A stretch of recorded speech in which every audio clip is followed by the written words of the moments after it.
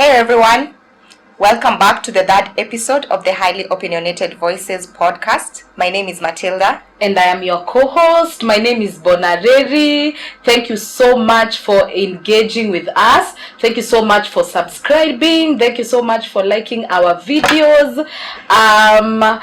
We feel like we do our first idea of the podcast was to discuss things that people are not able to voice out on their own. So that's why we built this platform, and it really encourages us when we have people like you interacting with our content. Again, I remind you to subscribe, and don't forget to tune in every Sunday 3 p.m. East African time. That's when we upload each and every episode. Today we are on our third episode. Matilda is going to introduce our episode and what we'll be discussing today. It's fun, it's thought-provoking, it's politics-ish, because we know not everyone, again, in the podcast setup discusses that. Yeah. Most of them discuss relationships, they discuss careers, they discuss maybe things that we go through on like a normal or like a mundane point of view. But politics, which podcasts okay, no, a few, but we are one of them. So today, Matilda, what are we going to discuss? Today's discussion is about the state of the nation. 1 year into the current regime, and Kenyans have lost faith in our government. What is the future like for the common citizenry? And that common citizenry here is Wanjiku. Mm-hmm. Have you, as Kenyans, given up on our current government? What is our future like? High cost of living, inflation is on our back, the extrajudicial killings are happening, the promises that were made at the polls are not yet met. People are hopeless. What is it like? What do you think? For me, I would want to remind the public on a certain issue that was the main point of our current government. Our current government campaigned by saying mama mboga, sisi ni hasla atawale. So their motive or their campaign structure or their mind was based on targeting the Wanjikos, the one as how we are calling them on these videos, yeah. And the Wanjikos, or how the current government sort of packaged the whole information is sisi ni wa government ya watu wa chini. We are not targeting the CEOs, the who is the dynasty. Sisi sasa ni government yetu sasa, watu wa chini. But then I would want to highlight the situation. Probably the government can weigh in and tell us, what do they think if we think like that? Where do you think as hustlers, because you said nyinyi ni watu wa hustler and people voted in hustler tawale, where will we get 1,000 bob to renew our IDs from? Where will they get these high tax penalties? Even the influencers, YouTubers, they're being told this is what you're going to pay, housing levy nini. Unajua mtu ako employed pia ni hustler. As in, do you think that person has made, do you know sometimes business people can be making more money than somebody who's employed? Somebody can be on a paycheck of 50 or 25k gross, 30k gross, 50k gross. What is the net of 50k gross? And another person who's doing business, nani mama Wanjiko kati ya watu? Because it feels like you're taxing employed, thinking that that's where the money is. But that's not where the money is, and chances are that the ones who voted for you, because deep down they knew sisi ni party ya hustler atawale. So with this high cost of living, when we complain, does the government feel like it is because of we voted? We feel like we were conned. Have you watched Tinder Swindler? Yeah, I feel like we were swindled, because you came and told us. Me and my friend were laughing about this thing in Tao, where watu wa streets wanakuambianga they're selling clothes, and then wanakuambia ni so ni so you actually need to Also wanamaanisha ni 200.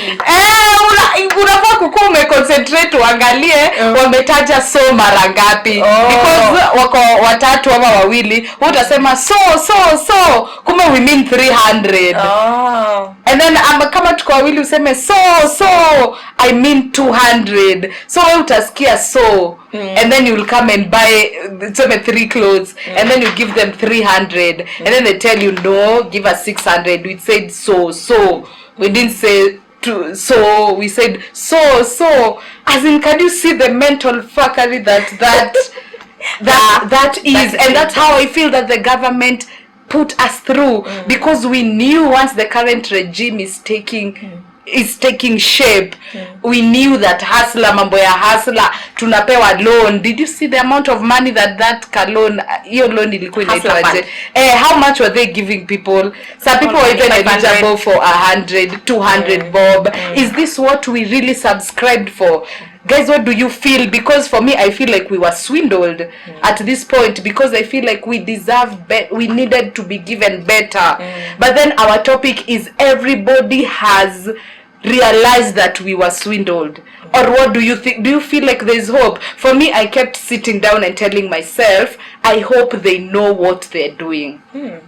I hope because I kept speaking to, I've interacted with a lot of people from other countries, and the people from is it Kagame were telling me that that's how it started before it became a clean city. You know, people they always say Rwanda is clean, Rwanda is nice, Rwanda is sijui what. The cost of living started going up because the government was trying to get money so that they can be able to do these things that they said they were going to do for the country. And that is how they are where they are at now. That's when I was sitting back and saying, is that the plan? Because no one is telling us that that's the plan. If they told us, you know, guys, we want to raise these taxes or this cost of living to a specific, because we want to get money so that we can jengea for you guys roads, so that we can do this for you guys, we can do this for you guys, and this is the cap. We want to know where the cap ends, because you can't be introducing new taxes every single month. And this, you tell us, and this is the cap, and then these are the benefits that you'd get from that. So the government could probably let us in more on what they do, on what they're planning to do, because from where we sit, we are like, you guys are just asking us for money, and we do not know where they're going to. We do not see where they're going to. People are drained at this point. Like, you could introduce one more tax. People are like, they'd rather even fly out of the country. They even want to leave. Like, venye walisema option ni tatu, people are choosing the two. Si kuvumilia. People are choosing to die or to relocate. So, do you see as though there's a plan? Because there are arguments here and there that there's a plan, but do you feel like there's a plan? Because for me, where I sit, when you tell me what's the future for Mama Wanjiku, I'm like, I don't know, because I don't know. They're not letting us in. In fact, the government is acting as though everything is okay. Like, we're okay. KRA, we took the other day with the Citizen TV interview. They said, 6 billion. We got 6 billion from KRA. And then we're like, okay, you guys are doing good. Then, does it stop? Ama, what's the future for us? Because for me where I sit is like, I do not know. But what I feel like I was swindled. I was swindled. People are swindled because I wasn't really swindled, because I didn't buy the campaign or whatever. Agenda. But I know there are many people who bought it. Yeah, especially those who voted for them. And then there's another time that somebody was texting Winnie Odinga. I think they tweeted her. Yeah. And then they told her, ati aki baba yako ako wapi, tuende street side tuko ready. And then Winnie was like, simulimwambia aende Bondo. So baba yangu ako Bondo, ametulia. Yeye si asila mama mboga wa kwenda chini. Nyinyi sasa mwenye mnaitisha huyo mzee wa Bondo ndio mlivote. So what is the future like? That's what we are trying to understand in this, because I'm at a situation where I'm like, I hope they have a plan, but then could you communicate the plan so that we know the plan, because we're not seeing anything? Like, can you encourage your country because they have lost all hope on you? They were voted, I don't know, Nani had a D, our deputy president on performance, Ruto had an E. Like, what is happening? Like, what is happening? In fact, people are saying we voted for air hostesses, cabin crew. They're just flying in and out of the country. But there's something you mentioned because they're flying in and out. So they said, there's something you mentioned about having a plan. The initial plan of this government was to repay the debt. Debt here, Eurobond, and the debt was $2 billion. That's about 360 billion Kenyan shillings. And now their initial plan was to pay the 300 million Kenyan shillings as the debt. But then they've even failed to pay for it. So the reason why they've been raising the cost of living and introducing new taxes to the citizens is for them to be able to repay the debt. So they've failed to repay the debt, and now they're also borrowing more money. So we don't see where is the balance. We don't understand. The issue, the top priority was to repay the debt that is affecting us. Then now you're not repaying the debt. Another thing is, you've said KRA. KRA has been able to collect revenue. In fact, our economy has grown by 5.9% in the past 1 year. More than in the previous year, which was 4 point something.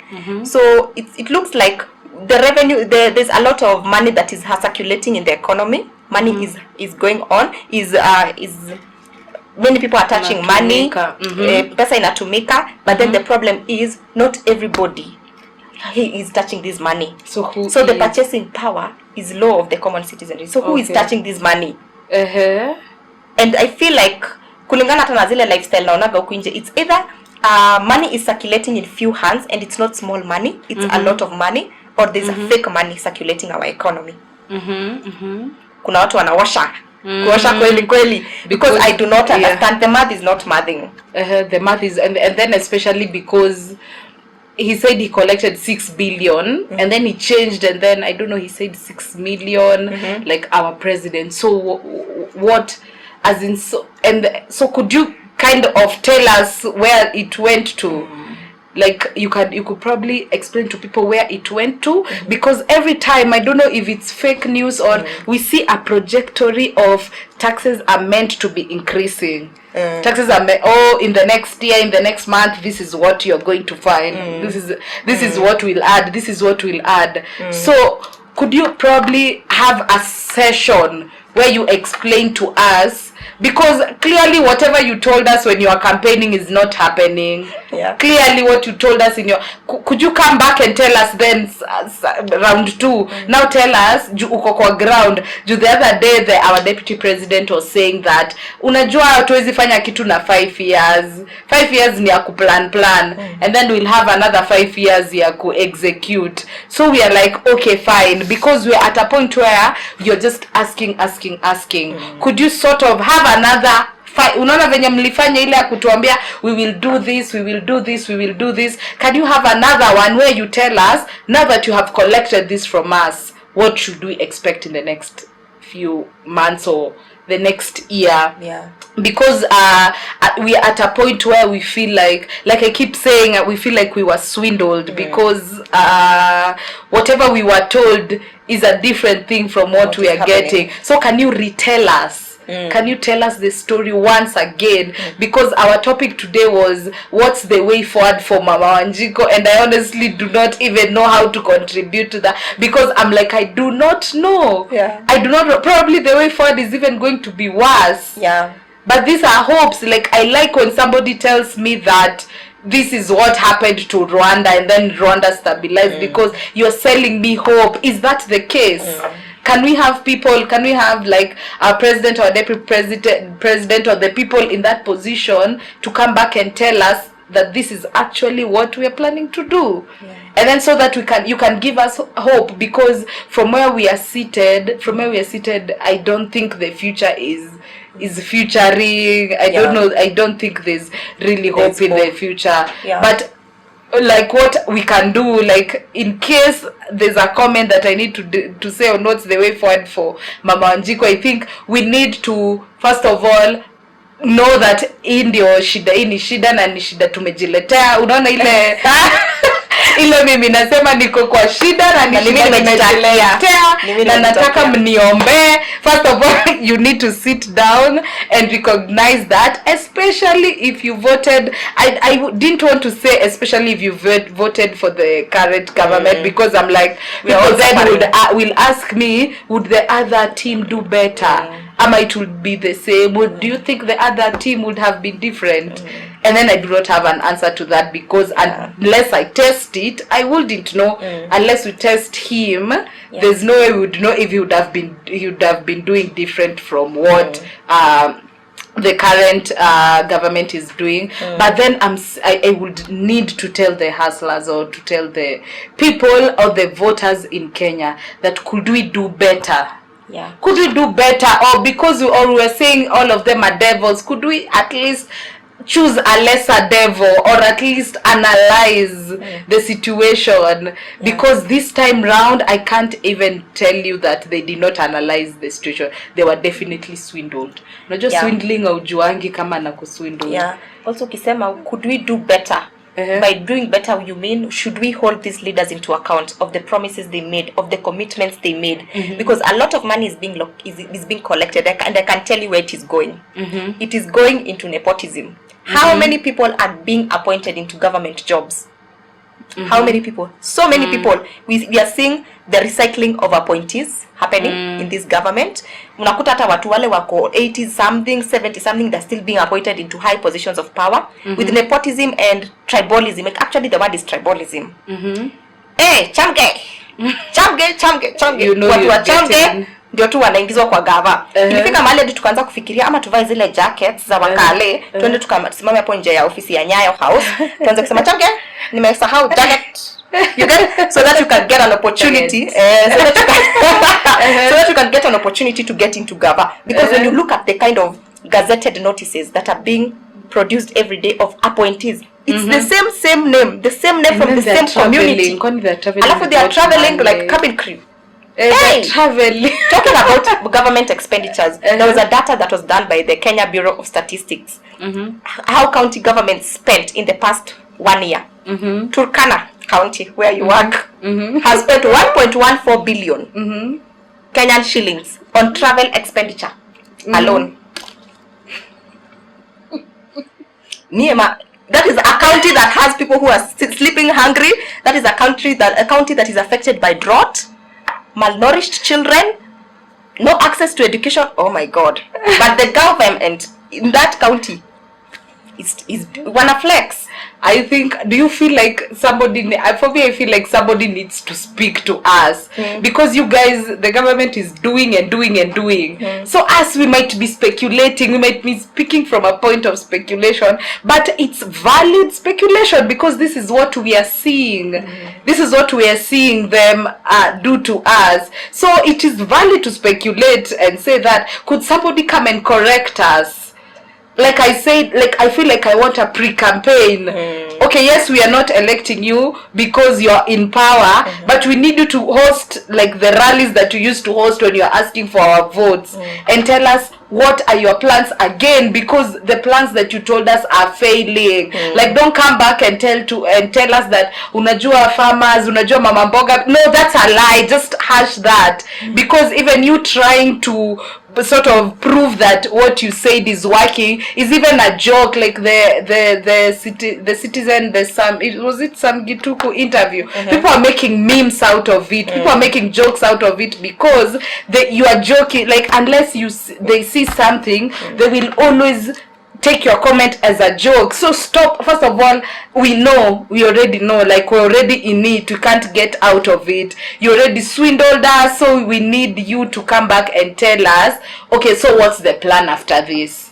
What's the plan after this? Could you do a recampaign? Because we're open to listening. Well, anyway, we don't have a choice. We're already in this, so we have you or no one else. We just have you. I think we have a choice.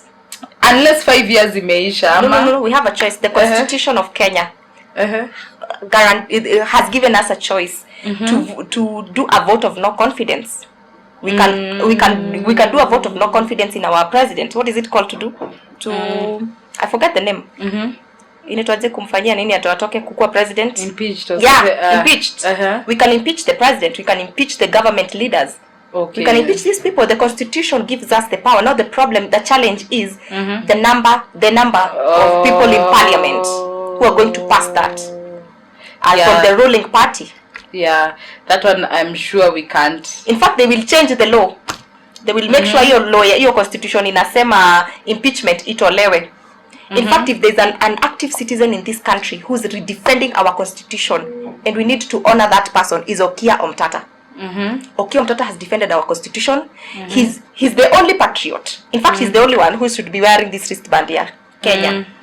Sisi wengine hata tunafaa kujifanya sisi wa Kenya because Okia Omtata Okia Omtata amepigania haki za Wakenya, amepigania katiba yetu. That's the only person who is going to defend our constitution. While us to make it to relax. Tunasema venye tu kunaenda. In fact, Wanjiku is desperate for lack of a better term. Wanjiku is becoming desperate. We are having apathy. Tumefika mahali mtu hata uko interested na watch news. News inakupea some illness, like some uncomfort, discomfort. Yeah. So Wanjiku mali yako tu hata pengine tu apiganiwe. But how many people, how many young people, how many adults, how many older people are attending the participation? These are town hall meetings, public participation forums. We had another one. It was in the first week of November, last week of October and the first week of November. It was in town. How many people attended this? It was a 3 days thing. Every county holds it. Nani wanaendaga hata kwa this budget hearing processes? How many people are meeting with their leaders? Ama tukikutanaga na our leaders tunakuaga tukiwalamba, especially if you've done advocacy in the CSO industry. Tunaketigi na wao ni kama tunaambia madam unafanya kazi mzuri sana first lady. Unafanya kazi mzuri MCA ndio dona anaona yenyewe you're working with the government. You're working closely with the government. Why are we fooling ourselves? We are fooling ourselves. Definitely mtu afanyi kazi. Muulize mbona ulitudanganya? Yeah, you promised us we are going to have a hospital in our village. Women are walking 15 kilometers to access the nearest health facility. Yeah. Women are dying because they are dying from maternal deaths. They are pregnant and they are going to access the nearest hospital. And the nearest hospital is 30 kilometers away. Children are unable to even access education because the nearest school is so far away. Kukinyesha, when there's rain, they cannot access these facilities. What is happening in the social services? A lot of nursing graduates are graduating every year. But we see another research that was done, level 2 hospitals, facilities, they have less than 3 nurses. Yet they're supposed to be having 3 nurses. You get me? Yeah. These are the things we need to hold these leaders into account. We are not supposed to be laughing with them. Oh, unafanya kazi. No, you're not doing anything. So do you have advocate for maandamano? Because maandamano ni kama imefail. The thing is tuambie tu watu kweli. How are you going to do this? We are giving you 1 year. Recover this economy. If not, all of us as a country we revolt.